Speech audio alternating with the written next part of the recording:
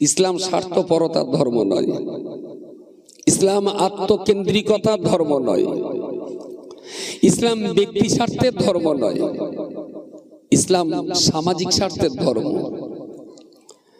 ইসলাম নিজে খাওয়ার নাম নয়, আমার খাবারের অর্ধেকটা ক্ষুধার্ত ব্যক্তিকে খাওয়ানোর নাম ইসলাম।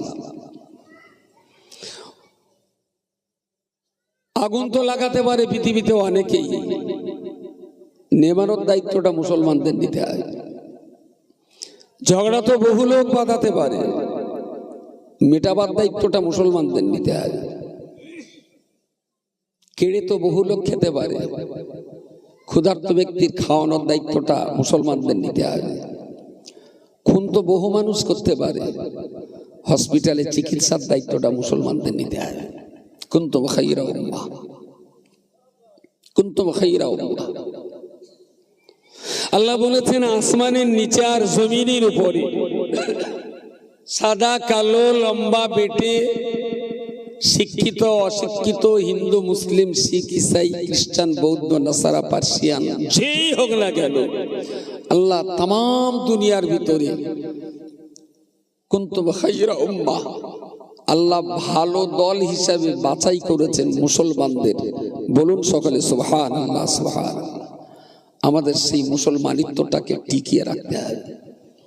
আজকের যুগে দাঁড়িয়ে জর্জ বার্নার্ড শ বলেছিলেন, ইসলামের বই পড়তে পড়তে আমার ইচ্ছা হয় যে আমি ইসলাম গ্রহণ করি, ইসলাম গ্রহণ করি। যখন কোরআন আর হাদিস পড়ি তখন ইচ্ছা হয় যে ইসলাম গ্রহণ করি।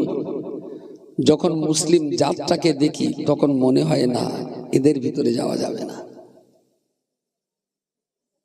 কথাটা কি মাথায় গেছে না উপর দিয়ে পার হয়ে গেছে? তিনি ইসলাম গ্রহণ করতে ইচ্ছুক, কিন্তু মুসলিম সমাজে ঢুকতে ইচ্ছুক নন। আল্লামা ইকবাল রাহমাহুল্লাহর খুব গুরুত্বপূর্ণ কথা, सबक फिर पढ़ सदाकत का अदालत का शुजाअत का लिया जाएगा तुझसे कम सारी दुनिया की इमामत का। सुभान अल्लाह सुभान अल्लाह।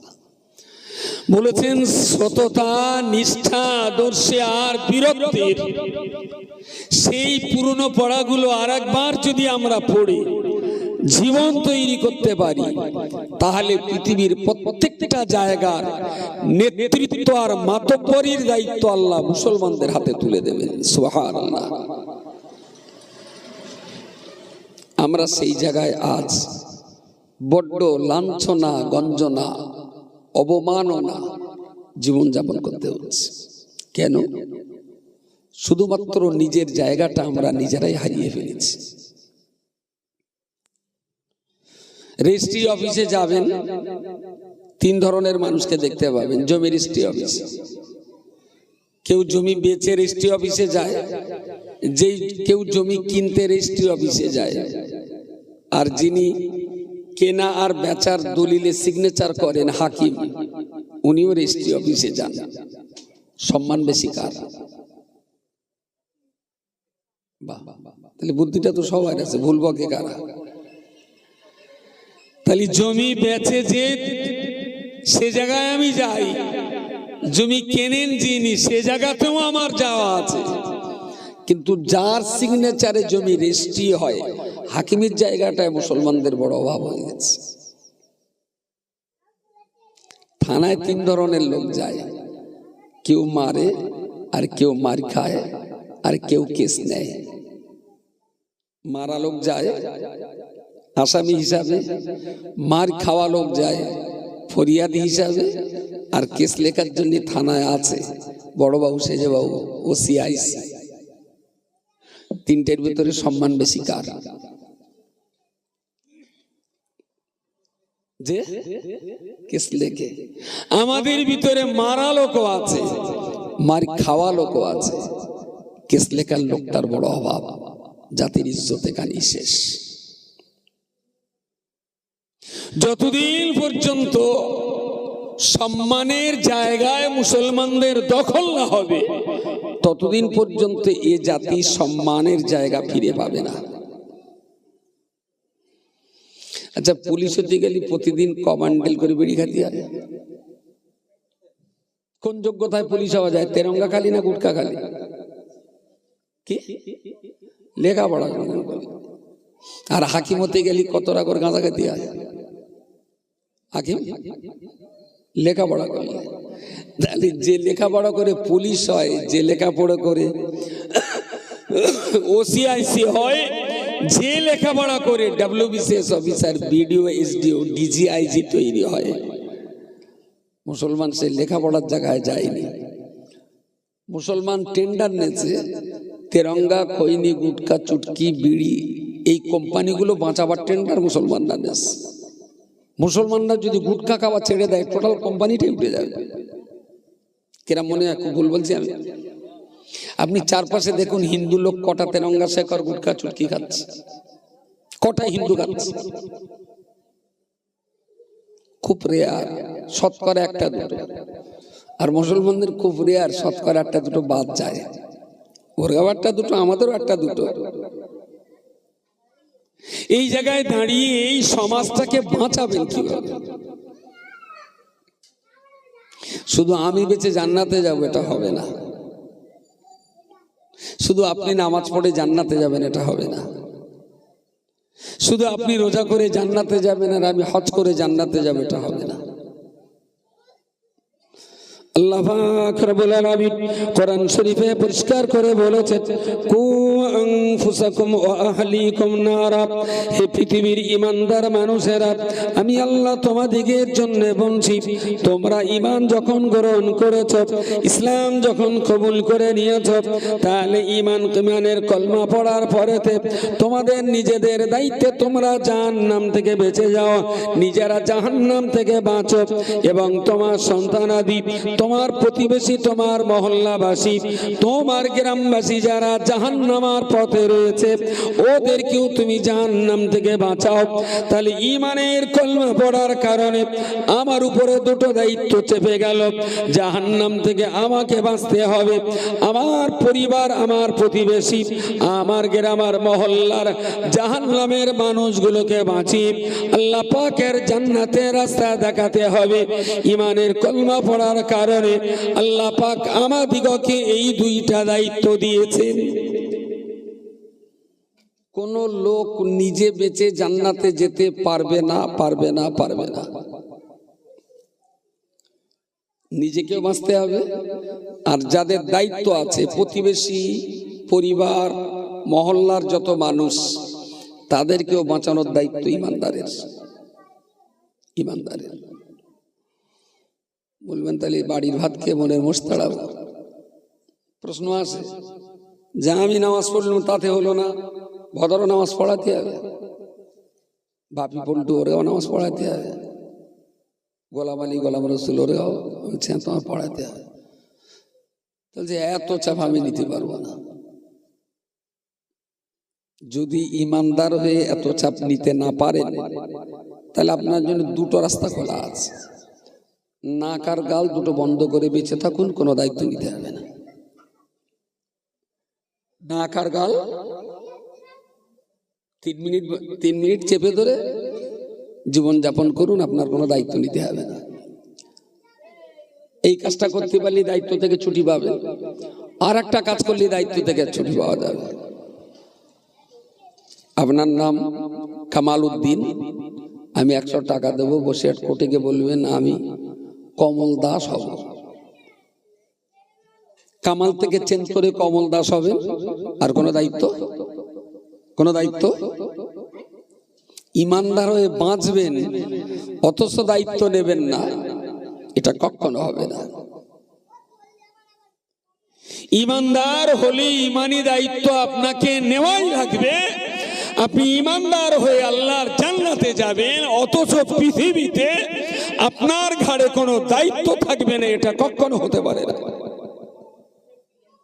আশ্চর্য ব্যাপার। সমাজের এই পরিস্থিতি দেখলে হতবাক হতে হয়। একটা 12 বছরের ছেলে কি কায়দায় খৈনি ডলছে, মনে হয় যেন খৈনির উপরে ওর পিএইচডি করা আছে।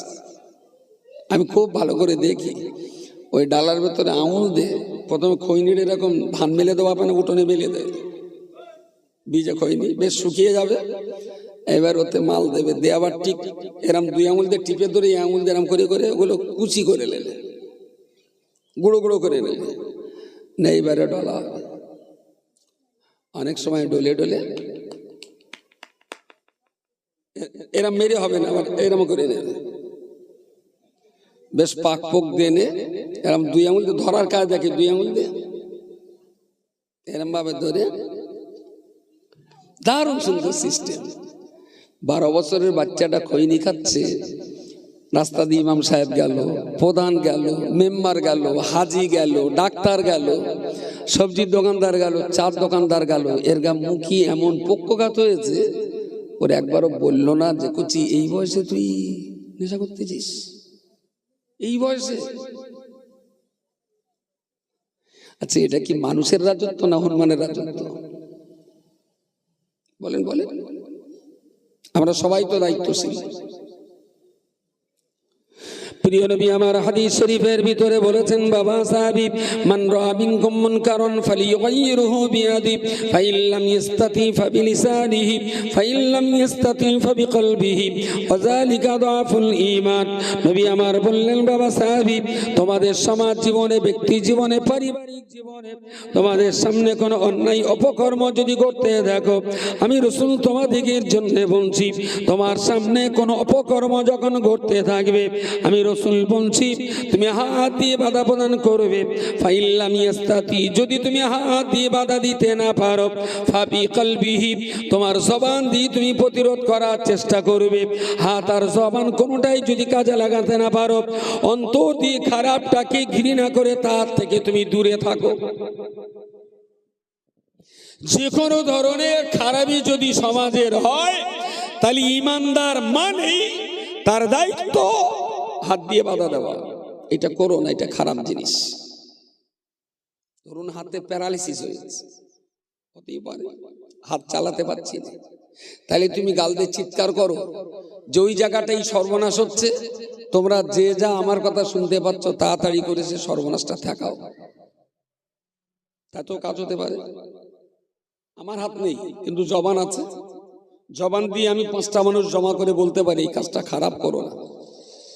যদি আমার জবানও না চলে, আমি রোগাক্রান্ত, কথা বলতে পারি না, তাহলে চোখে দেখবো আর অন্তর দিয়ে ঘৃণা করে বলবো, আল্লাহ, আমি সুস্থ থাকলে চেষ্টা করতাম, আমি অসুস্থ, এই গুনাহ থেকে, এই খারাপি থেকে তুমি আমাকে বাঁচাও। ইমান বাঁচানোর 3টে পথ। অন্যায় বিরুদ্ধে হয় হাত দিয়ে প্রতিরোধ গড়ে তুলুন, না হলে জবান দিয়ে প্রতিরোধ গড়ে তুলুন, না হলে অন্তর দিয়ে ঘৃণা করুন। সমাজ ব্যবস্থায় প্রতিরোধ করার কোনো প্ল্যান নেই। There is no plan, there is no system, there is no agenda. চলছে তো চলছে। এইভাবে কি কোনো সমাজ বাঁচে? এইভাবে কি কোনো একটা সভ্য সমাজ টিকে থাকতে পারে? অসম্ভব। আমি শুধু এইটুকুই বলছি, ইমানদার হিসাবে আপনার নিজেকে জাহান্নাম থেকে বাঁচতে হবে। যারা জাহান্নামের পথে আছে তাদেরকে বাঁচাবার জন্য আপনাকে সংগ্রাম করতে হবে। 25শে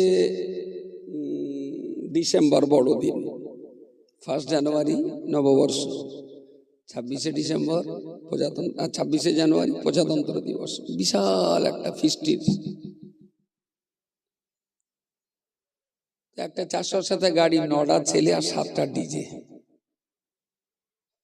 গাড়িগুলো যখন রাস্তা দিয়ে যায় না, গাড়ির কাঁচ তুলে দিলাম, কিন্তু দেখছি ওদিকে যত গুমগুম করছে আমার গাড়িও তত কাঁচ টাঁচ সবসময়, গাড়িও কাঁপে। খেয়াল করে দেখেছেন? গুমগাম করে কাঁপে। আচ্ছা, আমাদের গ্রামের বাচ্চাগুলো তারা এই কাজটা করছে। গ্রামের 2জন হাজি সাহেব, একজন মাস্টার সাহেব, একজন ইমাম সাহেব, 2জন ডাক্তার সাহেব, 3টে MA পাস ছেলে, আর একজন ভালো ব্যবসায়ী প্রতিষ্ঠিত গ্রামের একটা মেম্বার। 10টা লোক যে সামনে দাঁড়ালাম, কচি, শুনলাম তোরা নাকি একটু টাকে ফিস্টি করতে যাবি। তাহলে হ্যাঁ চাচা, একটু যাও। তাই বললাম, আমরাও এই 7-8 জন মিলে তোদের 500 টাকা দিচ্ছি, মানে একটু দই কিনেও খাবি, অসুবিধে নেই। তবে তোদের কাছে আমরা একটা দাবি নিয়েছি, ছোট্ট দাবি। ও শোনা, ডিজেটা না বড্ড হাড়ের প্যালপিটেশন হয়, ডিজেটা বাজিও না, এমনি যাও ফিস্টি করো, ডিজেটা চালিও না। আচ্ছা, আমাদের বাচ্চাগুলো কি এত বড় হিম্মত রাখে যে 10টা লোকের বুকের কাছে লাথি মেরে সরিয়ে দেবে? হিম্মত আছে বাচ্চাদের? বারণ করার লোক নেই, সমাজ রসাতলে যাচ্ছে। এইভাবে যদি এই সমাজটা সর্বনাশ হতে থাকে, তাহলে সেই সমাজের নামাজি, রোজাদার, সুফি, দরবেশ, ওলি, আবদাল, গৌস, কুতুব, হাজি, গাজী কেউ খোদার জান্নাতে যেতে পারবে না। প্রত্যেককেই ধরা পড়তে হবে একটা টাইম। শুধু একটাই কারণ ধরা পড়বে, চোখের সামনে এত কঠিন অপকর্ম হয়েছিল, আপনি কেন তার কোনো পদক্ষেপ নেননি?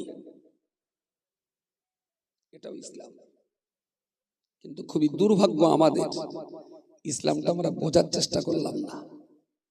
ওই অজনসিয়াত শুনে যা বুঝেছি নামাজ পড়তে হয়। বললাম কেন মাইকে জোর হচ্ছে? আমি বললাম তো একদম স্লো করে মাইক ওই তুমি কমু দাও না। হ্যাঁ দাও না। আরে কেরা শুনবে? আর আমার এই সোনার চাঁদ যে করা আছে এই কটা শুনলেই যথেষ্ট। পরীক্ষার সময় বাইরের মাইক জোরে জোরে তো জোরে, মোটে না বাঁচানোই ভালো। কেন একটা বাচ্চার পড়ার ক্ষতি হলে সেটা আমার ক্ষতি। হ্যাঁ, মাধ্যমিক পরীক্ষা সেটা আমারই ক্ষতি, লোকের ক্ষতি না। আমি লোকের জন্য বলছি না, আমার ক্ষতি। আমি কেন করব? আমার এই মজলিসে যে মানুষগুলো আছেন বাস আলহামদুলিল্লাহ, কোনো অসুবিধা নেই। আমাদেরকে দায়িত্ব নিতে হয়। একটা ভয়ঙ্কর রিপোর্ট আপনাকে বলছি, দেখেন আমাদের সমাজের ক্লাস 1-এ যখন আমরা ভর্তি করছি 100 ছেলে আর 100 মেয়ে, 2, 3, 4, 5, 6, 7, 8, 9, 10 পড়তে পড়তে যখন একটা বাচ্চা এইচএস পাস করে ঘরে ফিরছে, তখন দেখছি 57-58টা মেয়ে এইচএস পাস করছে আর ছেলে পাস করছে 42 থেকে 45টা। মাঝখান থেকে 55টা ছেলে আউট হয়ে যাচ্ছে, তারা আর স্কুলে পড়ছে না। এখন 45টা শিক্ষিত মেয়ে ছেলে আর 97টা শিক্ষিতা মেয়ে, বিয়ে দিতে হবে মেয়েগুলো। এখন যারা স্কুলে পড়ছিল, পড়াশুনো করেছে ভালো, এই ছেলেগুলোকে শিক্ষিতা মেয়েরা তাদের বাপ মা দেখে শুনে বিয়ে দিয়েছে। এখন 45টা শিক্ষিতা মেয়ে, 45টা শিক্ষিত ছেলে বিয়ে হয়ে গেল। শিক্ষিতা মেয়ে এখনো বিয়ে হতে বাকি আছে কটা? 55 থেকে 3 বাদ দেন, 52টা। আর শিক্ষিত ছেলে এখনো বিয়ে হতে কটা বাকি আছে? শিক্ষিত ছেলে মদ্দা ছেলে আছে, কিন্তু শিক্ষিত ছেলে আর বাকি নেই।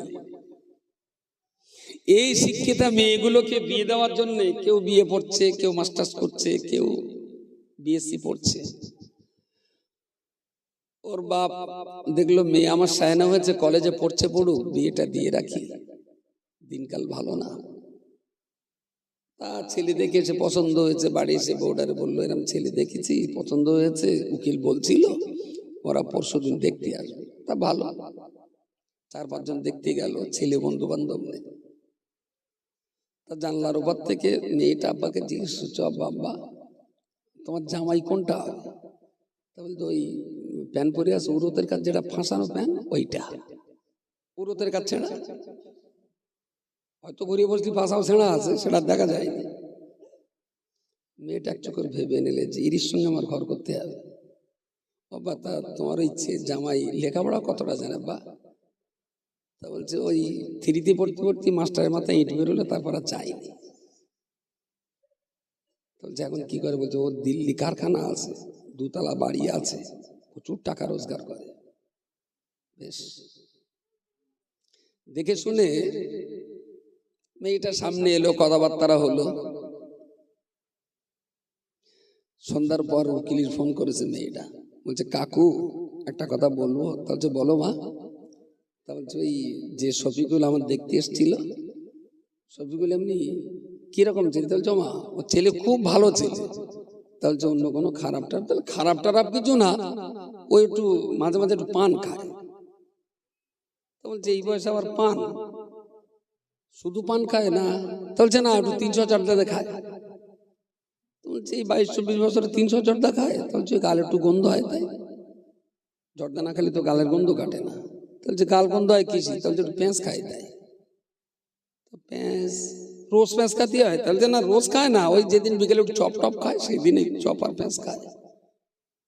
বিকেলে হলে তো আরো খাবার আসতে চপ খায়, তাহলে শুধু চপ খায় না, একটু চুল্লু খায় আর চপ খায় একসঙ্গে খায়। মেয়েটা বুঝলো আমার বাপ ওর গাড়িটা দেখেছে, বাড়িটা দেখেছে, জমিটা দেখেছে, টাকাটা দেখেছে, আমার বাপ ছেলের ভিতরটা দেখেনি। পরের দিন কলেজে যে বাপ্পার সঙ্গে বাপ্পা কি করি বল, বাবা বিয়ে দেওয়ার জন্য একটা মেয়ে ছেলে দেখেছে, তার নাম শফিকুল, কিন্তু অবস্থা তার এই। আচ্ছা তুই বল, আমি এই বিয়ে 3rd সেমিস্টার পরীক্ষা দিচ্ছি, ওই ছেলের সঙ্গে ঘর করা কি আমার সম্ভব? বাপ্পা ঘুরিয়ে বলল, দেখ মারুফা, অনেকদিন তোর দিকে আমার একটা লক্ষ্য আছে, তা বলতে সাহস হয়নি, যদি কিছু মনে না করিস। আমার বাবা মা কিন্তু আমি যা বিয়ে করবো তাই মেনে নেবে। দেখলো বাপ্পা 3rd সেমিস্টার বিয়ে পড়ছে, আমার কলিগ শফিকুল, সে তো তেরঙ্গা কর। বাপ্পা একটা ভদ্র ছেলে, শফিকুল তার প্যানের উড়োতের ওখানে ফাঁসা ছেঁড়া আছে, বাপ্পা খুব ভদ্র পোশাক পরে। শফিকুল সে তো 3 ফেল, বাপ্পা সে তো 3rd সেমিস্টার বিয়ে পড়ছে। শফিকুল তার 3 তলা বাড়ি আছে, বাপ্পার পুণ্য গেলে দাদুর 1 তলা বাড়ি আছে। ঠিক আছে, মনে হয় বাপ্পাই আমার জীবনের জন্য খুব সুখের স্বপ্ন দেখতে পারি। মুসলিম মহল্লার 22 থেকে 25% মুসলিম শিক্ষিতা ছেলে অমুসলিম ছেলেদের সঙ্গে বেরিয়ে যাবে, আগামী 10 বছরের ভিতরে জাতির ধস লেগে যাবে। কোনো কিছু দিয়ে আটকাবার ক্ষমতা নেই আপনার, কোনো কিছু দিয়ে আপনি আটকাতে পারেন না। দুটো মাইনাস, নাম্বার 1 এই মেয়েগুলোর বাচ্চা বয়সে ইসলামের সাথে পরিচয় ঘটেনি, নাম্বার 2 এই মেয়েগুলো যে পরিমাণ লেখাপড়া শিখছে ওর যোগ্য মুসলিম শিক্ষিত ছেলের ক্রাইসিস। যদি ভালো করে ভাবনা চিন্তা করেন রাত্রি ঘুমাতে পারবেন না, পিঠের তলার বিছানা জাহান্নামের আগুনের মতন গরম হয়ে যাবে। কিন্তু জাতির লিডার, সমাজের মাতব্বর, পঞ্চায়েতের প্রধান মেম্বার, মসজিদের ইমাম, সমাজের বিচারক নীরব দর্শকের ভূমিকা পালন করছে। কারোর কি কোনো দায়িত্ব নেই? আমরা কি এই দায়িত্বটা পালন করতে পারি না যে সব ছেলেকে সব মেয়েকে স্কুলে যেতেই হবে? আমরা কি এটা পারতাম না যে আমার এই গ্রামে বাস করতে গেলে হাই সেকেন্ডারির আগে পড়াশোনা ছেড়ে দিলে তাকে একঘরে করে দেওয়া হবে? বাপের শরীরও ভালো, বউটারও শরীরও ভালো, তো বাপের চাইতে ওর মাটা আরো ঝলস দিবে না, সে কেটে দিলে দক্ষিণ পাড়ার লোক খেয়ে ফুরিতে পারবে না। 9 বছরের বাচ্চা পড়াশোনা বাদ দিয়ে সেলাই কাজে ঢুকিয়ে দিচ্ছে। ওর বাপ মার তো জানা উচিত ছিল নাবালক সন্তানের রোজগার সুস্থ শরীরে খাওয়া, শুয়োরের গোস্ত খাওয়া যতটা হারাম, নাবালক বাচ্চার রোজগার খাওয়াটা সচ্ছল বাবা মার পক্ষে তার চাইতে কঠিন হারাম। নির্লজ্জ বেহায়ার মতো করে এতটুকু বাচ্চা যাদের শিক্ষার অধিকার ছিল সেই অধিকার হরণ করে তাদের পয়সা রোজগারের পথে বাবা মা নামিয়ে দিয়েছে। সমাজের মোড়ল, মাতব্বর, বিচারক, বুদ্ধিজীবী, ইমাম, মুয়াজ্জিন, আলেম, শিক্ষিত সমাজ নীরব দর্শক হয়ে দেখবে, এর কোনো প্রতিকার নেই। আমাদের কি কোনো দায়িত্ব নেই? হুজুর একটা খৈনি খাওয়া ছেলের বলিলাম, তেরঙ্গা খাচ্ছিল, বারণ করেছি, তাহলে আমার বাপের পয়সা আমি খাচ্ছি। আপনি তো বলছেন এ সমাজ বাঁচানো যায়, ওর বারণ করলে তো উল্টে ঘাড়ের উপরে উঠতে যায়। আমার বাপের টাকা আমি তেরঙ্গা খাচ্ছি, তোমার তা দেখি। বললাম ভেরি গুড। আচ্ছা ওই ছেলেটা ওর বাপের পকেট থেকে 5 টাকা এনে একটা দেশলাই কিনে আপনার ঘরে আগুন লাগাচ্ছে, আপনি যেই বললেন এই পল্টু আগুন লাগাচ্ছিস কেন, আমার বাপের টাকার দেশ লাইতে আমি আগুন লাগাচ্ছি, চুপ করে থাকবেন? বলছে না না, আমার বাড়ি লাগলে আমি চুপ করে থাকবো কেন? আমি বলি, ও তোমার বাড়িটার দাম 5 লাখ টাকা, টোটাল সমাজ ব্যবস্থাটার দাম কত? তোমার বাড়িটা পুড়লে গাডা জ্বালা করে, আর এতটুকু এতটুকু বাচ্চা নেশা করে গোটা সমাজটাকে আগুন লাগিয়ে দিচ্ছে, তোমার গা একটুও জ্বালা করলো না। এটা কি মনুষ্যত্বের সমাজ না হাঙর কুমিরের সমাজ চলছে?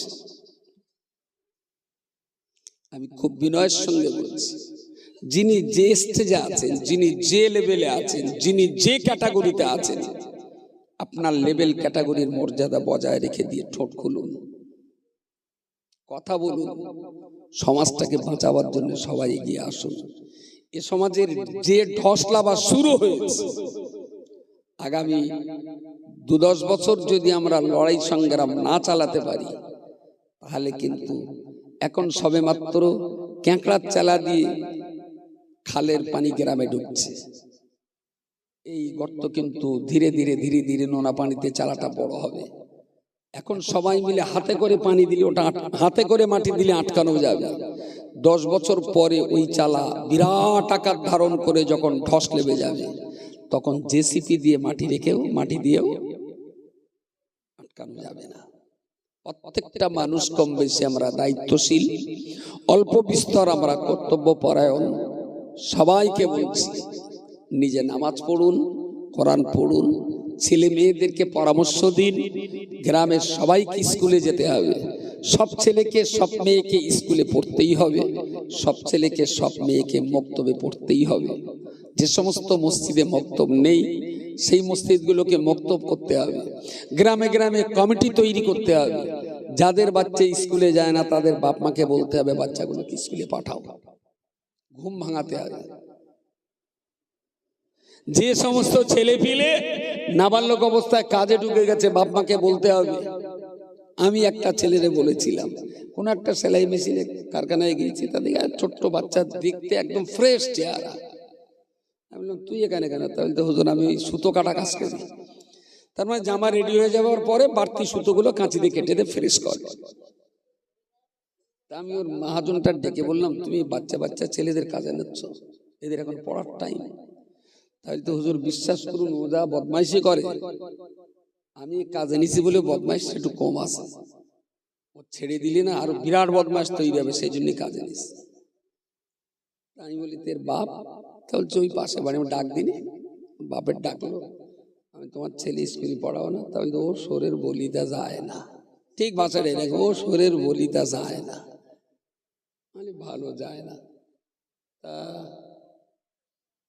তোমার ছেলেটা তুমি আমার দেবে, আমি ওর স্কুল ভর্তি করে দেই, উচ্চ মাধ্যমিক পাস করার পর তোমার ফেরত দেবো। তো অনেক সময় মাথা টাথা চুলকিয়ে বলতে, তুমি লোবাতা লাও, আমার বলো রোজ 200 কোটি টাকা দিতে হবে। তার মানে সেলাই কাজ করে ওর বাড়ির থেকে 200 কোটি টাকা পায়, সেই টাকাটা ওর আব্বা নেয়। ওর ছেলে লেখাপড়া শেখাতে অসুবিধে নেই, কিন্তু 200 কোটি টাকা ওর বাপের মধ্যে যেতে হবে। আচ্ছা, এসব জিনিস যদি বে না করে সরকার থেকে যদি খাসি হতো, খুব একটা অন্যায় ছিল না, বা পাঁচটা পুরো কেটে বাদ দিলেই সমস্যা মিটে যেত। 50 গ্রাম কেন ওজন হতে পারে, বড্ড জোর কেটে বাদ দিলে আর কি এমন হতো? তুই যদি বাচ্চা মানুষ করতে না পারবি, জন্ম দিলি কি জন্য? কি লালু, আমাদের গ্রামে একটা লালু আছে, এবার লালুর কোম্পানি প্রায় 57টা বাচ্চা আছে। লালু বুঝতে পারেননি? আতু, এখন লালু যেখান যা পেয়েছে কচি বায়না দিয়েছে, ঠিক 3 মাস পরে সেই সব কচি ডেলিভারি হয়েছে। সে লালুর কচি একটা, ওই দেখো একটা ইঞ্জিন ম্যানের তলায় পড়েছে, লালুর বলে কোনো টেনশন নেই। ওই দেখো একটা কারগা রান্নাঘরে দেশে কষার বাড়ি, কেউ কেউ করতে করতে যাচ্ছে, লালু পাশ দিয়ে গেল, কোনো চিন্তা নেই। ওই একটা কেটা কান্দরে পুকুরি ফেলে দিয়ে হাবুডুবু খাচ্ছে লালুর কচি, লালু পাশ দিয়ে চলে গেল, লালুর কোনো খবর নেই। এসব দুপে বাচ্চাগুলো কি লালুর বাচ্চা? এ শুধু জন্ম দিয়ে ছেড়ে দেবো, বাকি কোনো দায়িত্ব নেই। জন্ম দিলি কি জন্য যদি মানুষ করতে না পারবি? যদিও খাসি হতো তাহলে ও একা জাহান্নামে যেত, আর জন্ম দিয়ে মানুষ করতে না পারা মানে ও জাহান্নামে যাবে, ছেলেটাও যাবে, আর সেই সঙ্গে আর এক দল সঙ্গে এও জাহান্নামে নিয়ে যাবে। জন্ম দিয়েছেন মানেই লেখাপড়া করাতেই হবে, জন্ম দিয়েছেন মানেই পড়াশোনা করানোই লাগবে, জন্ম দিয়েছেন মানেই আদর্শ, আখলাক, নীতি, নৈতিকতা, মানবতা, সভ্যতা আর ভদ্রতা সন্তানকে শিক্ষা দেওয়া বাপের জন্য ততটাই ফরজ 5 ওয়াক্ত নামাজ পড়া যতটা ফরজ। নামাজটা যদি ফরজ হয়, সন্তানের এই মানবিক শিক্ষা দেওয়াটা ফরজ দায়িত্ব বাপের জন্য। আল্লাহর রাস্তায় প্রত্যেকটা মানুষের হাতে পায়ে ধরে বিনম্র শ্রদ্ধার সঙ্গে বলছি, সমাজটাকে বাঁচান। সবাই একটু একটু চেষ্টা করুন। আমি মারতে বলবো না, খুন করতে বলবো না, গ্রাম থেকে তাড়িয়ে দিতে বলবো না। সবাই অন্যায়ের বিরুদ্ধে একটু মুখটা খুলুন। একটা ছেলে এখানে তেরঙ্গা খাচ্ছে তো ভেঙে গালে দিস, আপনি দেখলেন এই করছে, এই কি সর্বনাশ, তুই গুটকা খাচ্ছিস, খাতি নেই, চলে গেলেন। আমি যাইতে আবার দেখলাম এই করছে, এই তোর গালে গুটকা, ছি ছি ছি ছি ছি, ফেল ফেল ফেল, তুই আবার মানসি খায়। তারপরে ইমাম গেল, ইমামও বললো এই সর্বনাশ, এই তোর গালে কি রে, গুটকা, ওই জিনিস কেউ খায়। গয়লা গেল ওখান থেকে, গয়লা বলে এই করছে, এই তা তুই যদি বলতিস না আমি তোর এক পা দুধ দিতুম, তুই এই দুধ না খেয়ে ওই সর খাচ্ছিস। এই ছেলেটাকে যদি 10টা লোক পদ্মে যাওয়ার সময় 10 জনেই যদি শুধু পরামর্শ দিয়ে বারণ করে, ইজা তাকাররালাল কালামু আলা সামিঈ তাকাররারা ফিল কলবি, যে কথাটা কানে বারবার ফেলা হয় সেই কথাটা কলবের উপরে ঝড় তোলে। ওই বাচ্চাটা আগামী দিন রাস্তার ধারে বসে আর ওই খারাপ জিনিসটা গালে দিতে পারতো না। মাল লাগবে না, ঝাঁটালাতি লাগবে না, কোপাকুপি করতে হবে না, শুধু মুখ দিয়ে দায়িত্বটা পালন করুন, দেখবেন সমাজ আস্তে আস্তে আস্তে আস্তে ভালো জায়গায় ফিরছে, আস্তে আস্তে ফিরছে। আমরা একদম একদম নীরব দর্শকের ভূমিকা পালন করছি। বললে হুজুর আমাদের গ্রামে একটা হাসিয়া আছে বিরাট ভালো। সে হুজুর আপনি না দেখলে বুঝতে পারবেন না, গ্রামে চোর, ডাকাত, মাতাল, আলে, মাওলানা, শিক্ষিত যারে জিজ্ঞেস করবেন সবাই বলে হাসিয়া বিরাট ভালো। চোরের জিজ্ঞেস করবেন সেও বলবে ভালো, মাস্টার জিজ্ঞেস করবেন সেও বলবে ভালো, ইমাম সাহেবের জিজ্ঞেস করবেন সেও বলবে লোকটা ভালো, মন্দিরের পুরোহিত জিজ্ঞেস করবেন সেও বলবে লোকটা বিরাট ভালো, দোকানদারের জিজ্ঞেস সেও বলবে লোকটা, সবাই ভালো বলে। তা বলছে আমি তাহলে পাকা শয়তান, পাক্কা শয়তান। এরকম লোকের আপনি শয়তান বললেন? আমি বলি হ্যাঁ। তাহলে ওর সামনে যারা চুল্লু খায় ও কিছু বলে না, সেই জন্য চুল্লুখোরের কাছে ভালো। চোরে যখন চুরি করে পালায় ও দেখতে পায় কিন্তু সাক্ষী দেয় না, যার জন্য চোরের কাছেও ভালো। কথা বলে, আমি যদি চোরের চুরি ধরে সাক্ষী দেই, চোর তো আমার ক্ষয়কার ছেলে বলবে, চোর ভালো বলবে আমার। হঠাৎ এসে বললো চাচা চাচা বাড়ি আছে, আমি হ্যাঁ আছে, কি খাও? তাহলে 2টো গ্লাস দেবা। আমি কেন রে? তাহলে একটু চুল্লু খাবো। শালা হারাম খোর, চুল্লু খাবার জন্য আমার বাড়ি গেলে ঝেটকে মাথার কাট বেরো এখান থেকে। চুল্লু করে আমার ভালো বলবে, তাহলে ডাক্তারও ভালো বলবে, মাস্টারও ভালো বলবে, চোরও ভালো বলবে, ডাকাতও ভালো বলবে, মাতালও ভালো বলবে। তার মানে লোকটা পাক্কা শয়তান, কারোর বিরুদ্ধে কথা বলি। আরে ভালো মানুষের কাছে ভালো হব, আর খারাপ মানুষগুলো আমার দুবেলা গাল দেবে, বুঝতে পারেন? ইবলিস আমার দুবেলা বেসম্মা বলবো, চোরচাপটা গুন্ডা পকেট মার, দুবেলা আমাকে গাল কিস্তি করো, তবে বুঝবো যে আমি নিশ্চয়ই ওদের চলার পথের কাঁটা, তাই না? এটা হলো আমার জান্নাত পাওয়ার কারণ। যদি ভালো মানুষ গাল দেয় আমার ভাব দেয়া নিশ্চয়ই আমার দ্বারা সমাজের কোনো ক্ষতি হয়েছে, তা নাহলে ভালো লোক আমারে গালি দেবে কেন? যদি চোর ডাকাতে গালি দেয় আমার টেনশন নেওয়ার কোনো জায়গা নেই, বরং শুকরিয়া আদায় করা দরকার। রাসূলুল্লাহর আবু জেহেলের কাছ থেকে নবী কি সুনাম পেয়েছিলেন? আবু জেহেলের কাছ থেকে নবী, তাতে কি নবীর কোনো দুঃখ ছিল? তাতে নবীর আনন্দ তো যে আমার নবিয়ানা দায়িত্ব তাহলে ঠিকঠাক পালন করতে পারছি বলেই ইবলিস আর আবু জেহেল আমারে গালি দিচ্ছে। Very good. আপনিও তৈরি হন খারাপ মানুষের কাছ থেকে গালি শুনবার জন্য, আর ভালো মানুষদের কাছ থেকে জিন্দাবাদ শোনার জন্য। ভালো মানুষ যদি খারাপ বলে তাহলে ভাবতে হবে, আর খারাপ লোক যদি আমারে ভালো বলে তাহলেও আমাকে ভাবতে হবে। আমি খারাপ লোকের কাছে ভালো হতে চাই না, আর ভালো মানুষের কাছে আমি খারাপ হতে চাই না। তাহলে আমার মনুষ্যত্বটা ঠিক জায়গায় আছে বলে আমি বিবেচনা করে নিতে পারি। একটু ফাতিহা শরীফ, ইখলাস শরীফ, দরুদ শরীফ পড়েন, ছোট্ট একটু সওয়াব রাস্তা নিয়ে হবে। কুচি তাবারুক কি করে দেবে? বসিয়ে দেবে না প্যাকেট করেছে? বসিয়ে দাও। ও আপনি এসেছেন?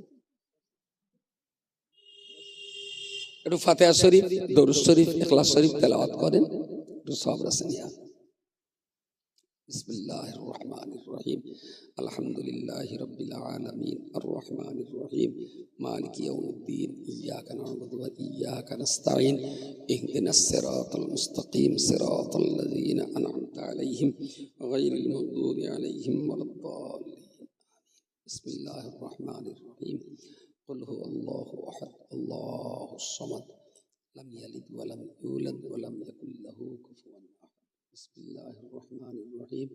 কুল হুয়াল্লাহু আহাদ আল্লাহুস সামাদ লাম ইয়ালিদ ওয়া লাম ইউলাদ ওয়া লাম ইয়াকুল লাহু কুফুয়ান আহাদ। বিসমিল্লাহির রহমানির রহিম। কুল হুয়াল্লাহু।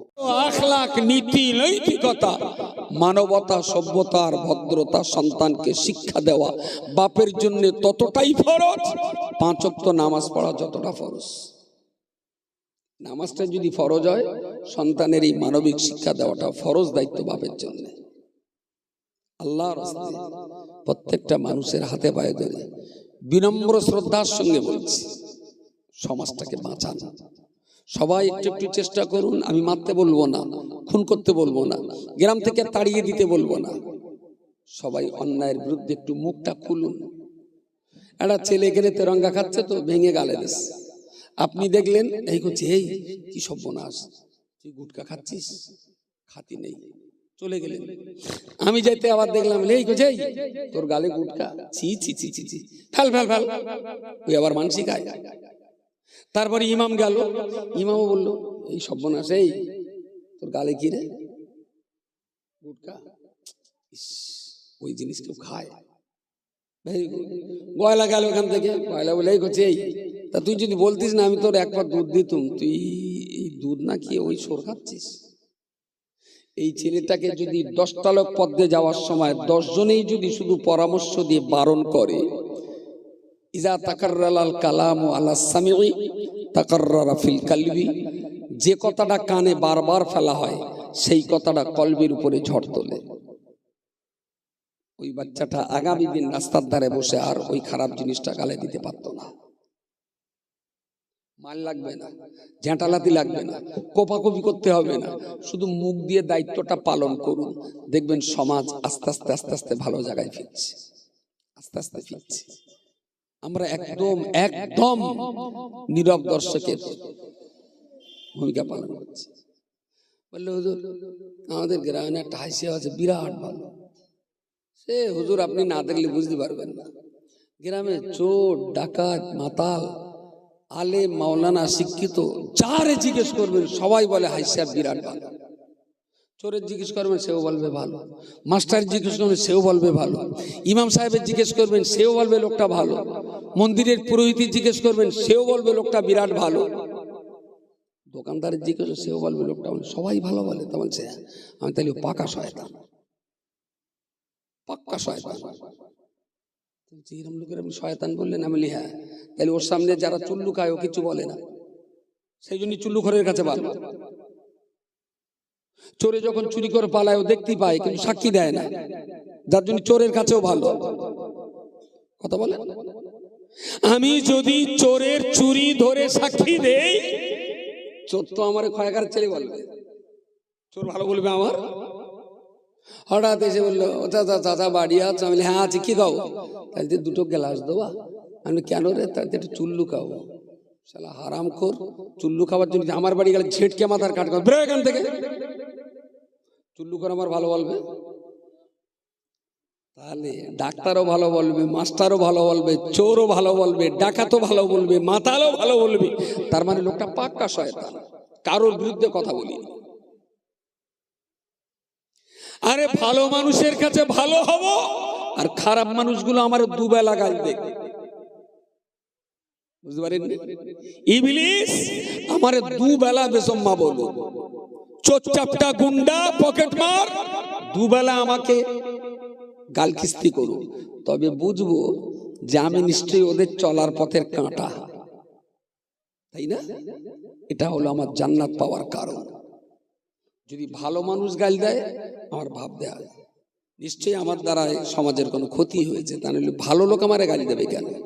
যদি চোর ডাকাতে গালি দেয়, আমার টেনশন নেওয়ার কোনো জায়গা নেই, বরং শুকরিয়া আদায় করা দরকার। রাসূলুল্লাহর আবু জেহেলের কাছ থেকে নবী কি সুনাম পেয়েছিলেন? আবু জেহেলের কাছ থেকে নবী, তাতে কি নবীর কোনো দুঃখ ছিল? তাতে নবীর আনন্দ তো, যে আমার নবী আনা দায়িত্ব তাহলে ঠিকঠাক পালন করতে পারছি বলেই ইবলিস আর আবু জেহেল আমারে গালি দিচ্ছে। Very good. আপনিও তৈরি হন খারাপ মানুষের কাছ থেকে গালি শুনবার জন্য, আর ভালো মানুষদের কাছ থেকে জিন্দাবাদ শোনার জন্য।